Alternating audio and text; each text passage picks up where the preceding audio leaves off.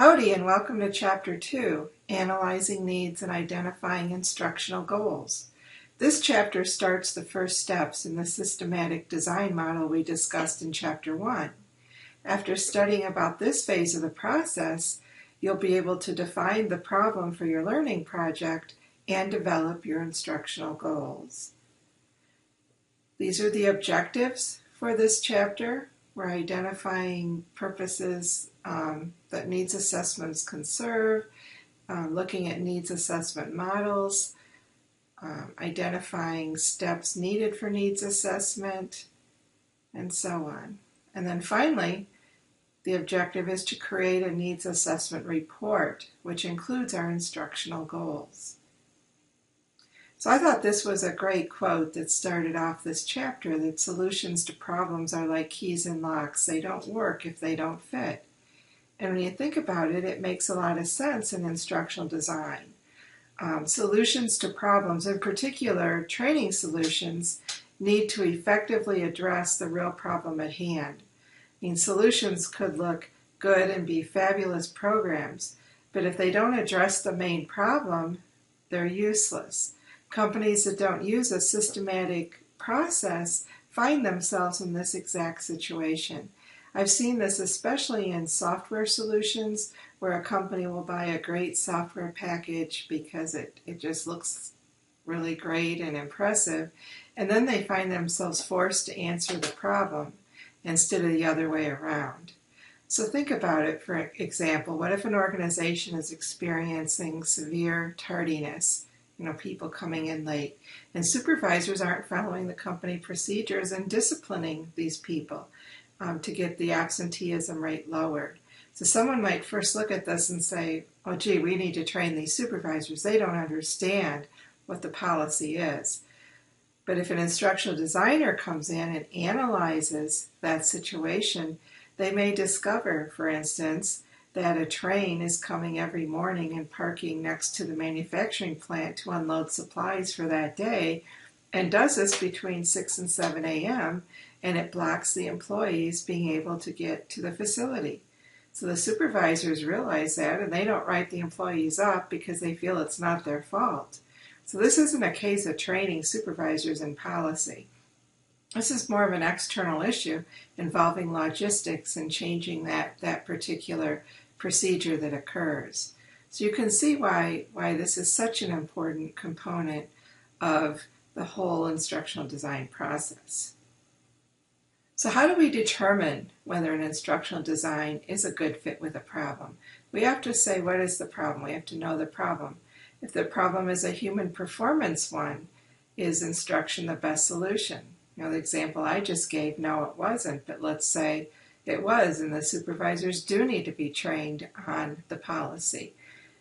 Then we would ask ourselves, if the solution is instruction, is systematic instructional design the best way to provide it? And then, assuming it is, then what are the instructional goals? And these are the things we're going to be doing in this chapter, and you'll be doing for your learning project as well. So first thing we need to do is a needs assessment. We need to distinguish problems, situations, or projects that are appropriate for instructional solutions, such as job-specific training. Okay, so what we have to do, we have to determine the gap. We have to look at what's happening right now, and then the criterion, or what is the ideal situation? What is it that we want ideally to be happening? And we look at the difference. That's the gap. Okay, and then we have to determine, what's causing this gap? Why does this exist? What are the effects of the problem? So we have to collect information about the condition. We have to ask people. We have to identify the criterion and the ideal state. So a lot of analysis occurs at this point, but it's important that we figure this out. So we have to identify the real problem. Okay, and we have to say what's causing the situation. Okay, we need to make sure that we're not just looking at symptoms of a problem, because symptoms of a problem don't really tell us what's causing the problem. For instance, we may look at a situation and say that tasks are not being performed up to standard. Employee performance is getting worse over time. Deadlines aren't being met. There's a work backlog. Some tasks are being forgotten. Okay, these aren't the problem. These are symptoms of what's going on. So we need to further investigate to get to the root cause. What's causing all these symptoms? So one mistake a lot of designers make is they kind of stop at the symptom phase of it and say, okay, these are the things that are happening.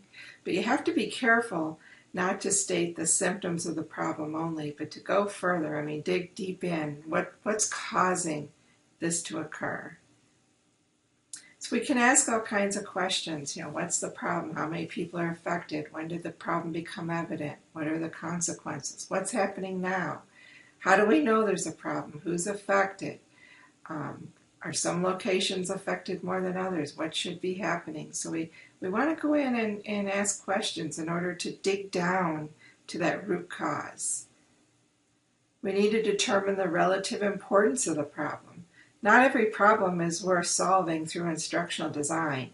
We have to make sure, is this problem worthy of going through this process? Because as we discussed last week, it can be a long, expensive, resource-intensive process. So we want to look at it. We want to know, why is this discrepancy important? What's going to happen if we don't do anything? Will something bad happen? How much is the discrepancy causing the organization lost time in things like production, wasted materials, lost time, employee turnover, and so on? What's the benefit of correcting the problem? So you need to kind of determine that, the scope of what's going on. Okay, once we do that, we know what our problem is. Now we need to start setting goals.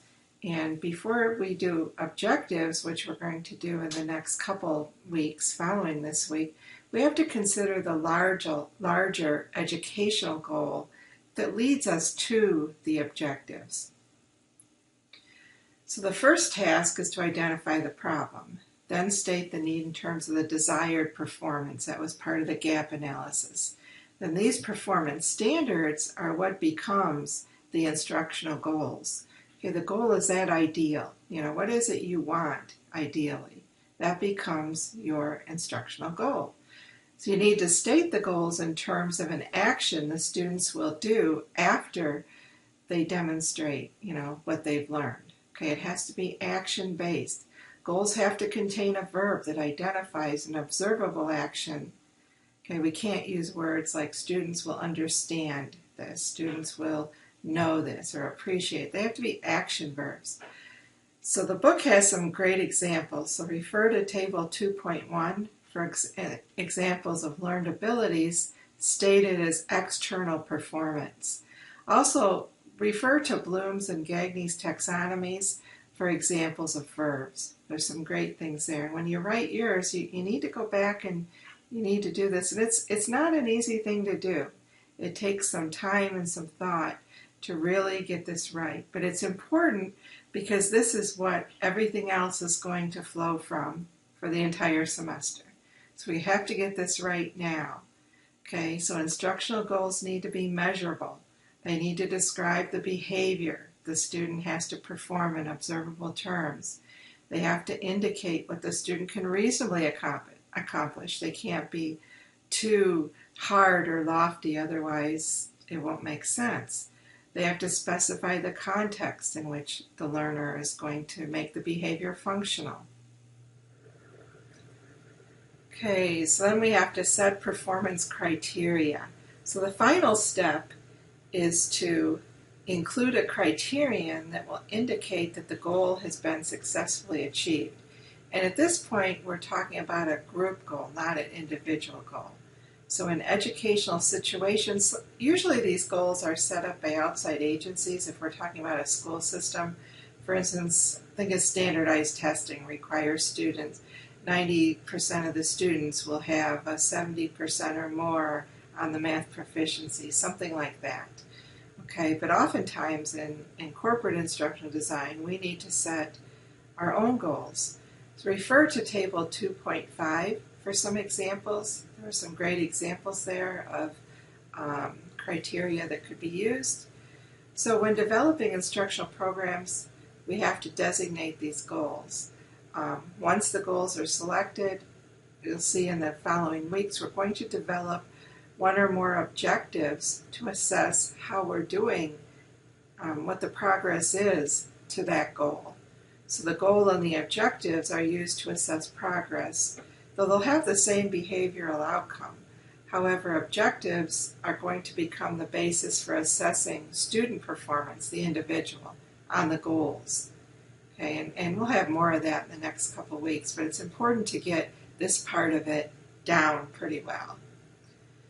Okay, so this week, week 2, after your topic's been approved, you need to conduct an analysis. And since this is a fictional company, you're going to have to make some assumptions, kind of make some things up, so to speak. So you need to give a name for your company, describe the general nature of your company. What do they do? What are their products and services? How large are they? What kind of people work there? Where are they located? Kind of some pertinent background information. You could base this off a real company if you're familiar with a real company in a situation. I mean, you can definitely base it off of that. Otherwise, you just kind of fill in the blanks. Okay? Then you're going to conduct a needs assessment to determine the problem. We need to describe a problem that this company might experience. And it needs to be a human performance problem, obviously, because we want the solution to be our learning project. Okay? So let's say I go into a company and I analyze it and I determine that customer complaints about rude service have increased by 23% in the last year, resulting in the loss of sales of 17%. Well, this would be a good start, but remember, these are symptoms. I want to dig deeper in. I want to go, well, what's causing my customer service people to be rude? What's causing my customers to perceive it that way? Okay, so I need to dig deeper to find the real solution, okay, the real problem. Then you're going to determine the gap. You have to decide what's your ideal situation. And from that, then you'll develop your instructional goals. You know, think about what the learners should be able to do after your training. And this is a real important step because we'll be building objectives from these goals, and the rest of the project is going to flow from there. And as part of your group project this week, you'll be sharing your instructional goals with your group to get some feedback, and then you can tweak them and make them just fabulous, because that'll make the rest of the semester go oh so much better. Those are the high points of Chapter 2 and what we're going to be doing. Chapter 2 is an important chapter in that we're defining problems and we're identifying our instructional goals. So I hope you have a great week, and let me know if you have any questions. Thank you.